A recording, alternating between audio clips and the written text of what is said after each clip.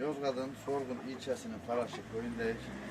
Ali dayımın şeker hastalığından dolayı ayakları bu hale gelmiş.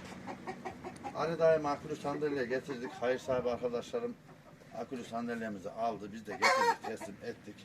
Ali dayım güle güle binsin. Hayır sahibi arkadaşlarımızdan Allah razı olsun. Ali dayım camiye gidip geliyormuş.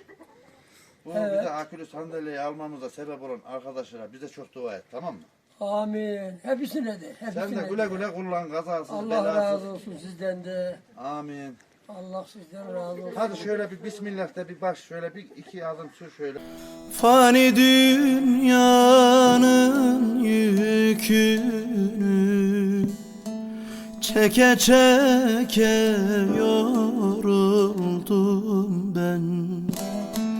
Gizli gizli gözyaşımı döke döke yoruldum ben.